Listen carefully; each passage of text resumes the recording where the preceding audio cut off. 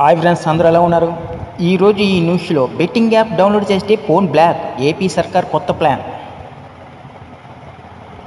ఆంధ్రప్రదేశ్లో betting apps విషయంలో రోజురోజుకి కలకలం ఎక్కువ అవుతుంది. ఈ యాప్స్ని జనాలు డౌన్లోడ్ చేసి డబ్బులు పోగొట్టుకొని జీవితాలను నాశనం చేసుకుంటున్న సంఘటనలు ఎన్నో చూసాం.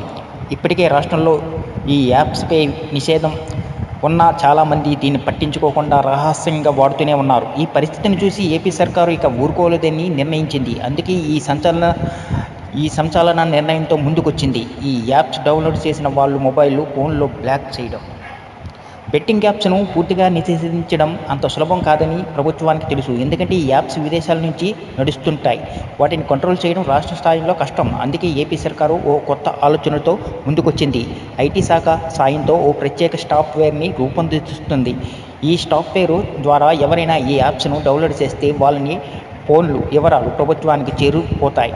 ఆ తర్వాత సైబర్ విభాగం ఆ ఫోన్ని బ్లాక్ చేసేలా ప్లాన్ సిద్ధం చేస్తున్నారు.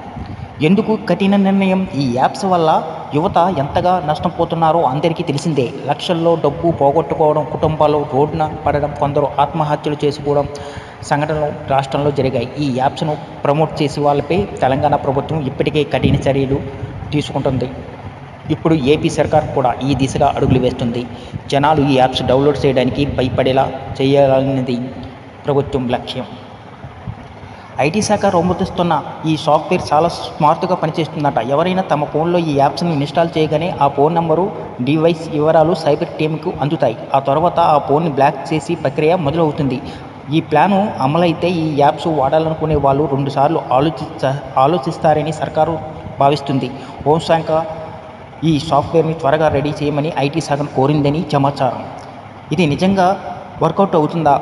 ఈ ఆలోచన చాలా బాగుందనిపిస్తున్నా దీన్ని అమలు చేయడంలో కొన్ని సవాళ్లు ఉన్నాయి. మొదటిది, ఈ సాఫ్ట్వేర్ ఎంత సమర్థవంతంగా పనిచేస్తుంది. రెండోది, ఈ యాప్స్ నడిపే వాళ్ళు కొత్త టెక్నాలజీతో దీన్ని ఎదుర్కోవచ్చు. అలాగే ఫోన్ బ్లాక్ చేయడం వల్ల సామాన్యులకు ఇబ్బందులు తలెత్తే అవకాశం ఉంది. కానీ ఈ ప్లాన్ సక్సెస్ అయితే ఈ యాప్స్కు గట్టు చెక్ పడుతుందని అందరూ ఆశిస్తున్నారు. తెలంగాణ స్ఫూర్తి మంచిది. తెలంగాణ ప్రభుత్వం ఇప్పటికే ఈ యాప్స్ ప్రమోటర్లపై గట్టి చర్యలు తీసుకుంటుంది.